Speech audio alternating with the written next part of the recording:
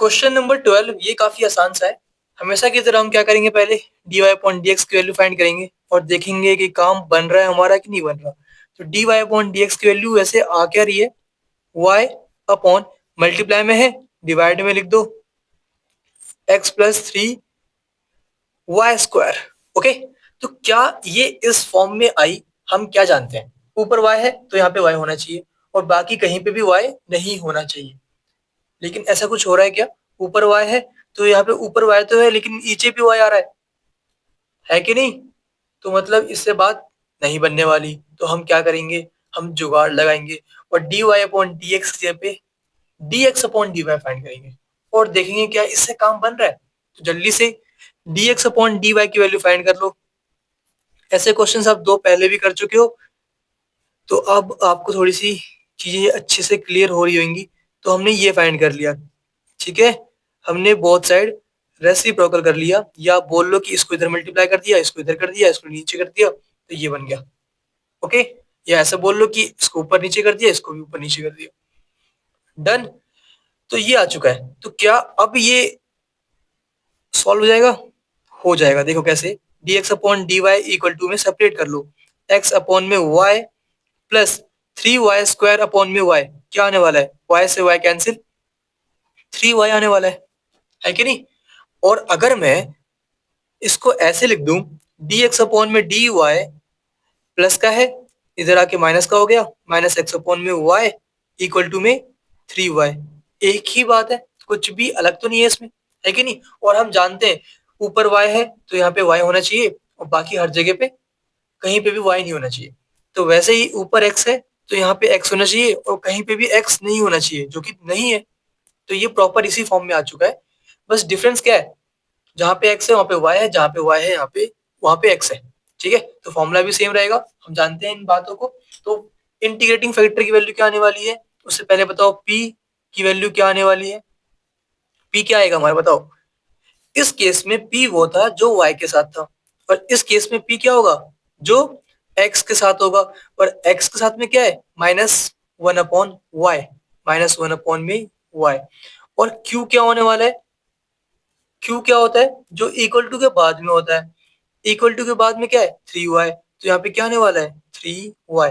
और हम इसके बाद क्या फाइंड करते हैं, इसके बाद हम हमेशा आई एफ की वैल्यू फाइंड करते हैं, मतलब इंटीग्रेटिंग फैक्टर की, जो कि क्या होता है, e की पावर इंटीग्रेशन ऑफ p, यहाँ पे dx है लेकिन यहाँ पे क्या होने वाला है, dy।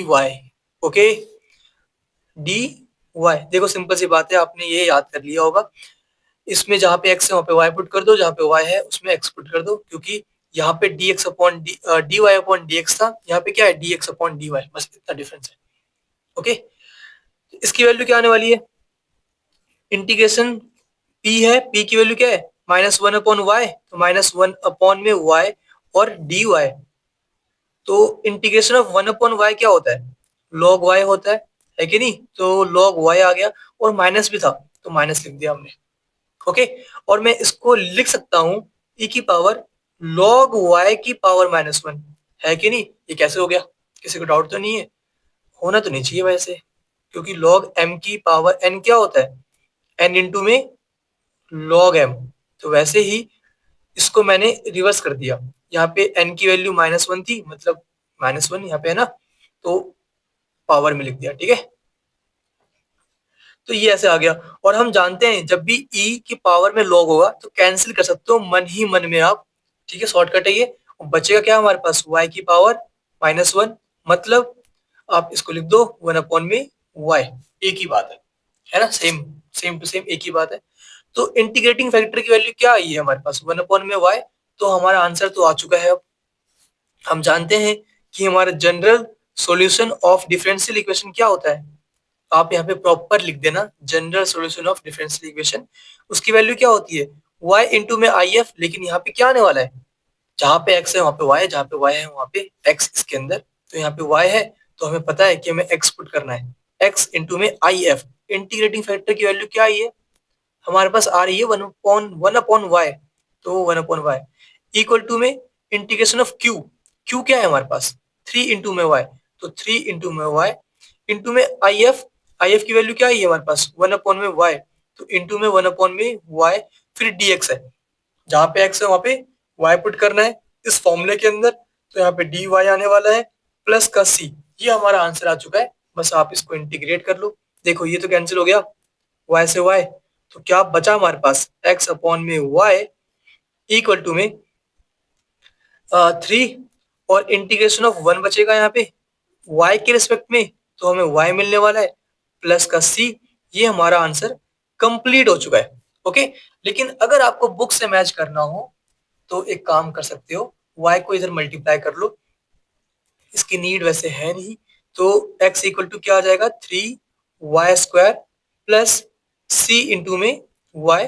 हमारा आंसर फिर से वापस से कंप्लीट हो गया। इतना ही करना था। और वीडियो कैसी लगी बताना मत भूलना, और टेक केयर, ध्यान रखो अपना, हंसते रहो मुस्कुराते रहो और अपना ध्यान रखो। Okay bye.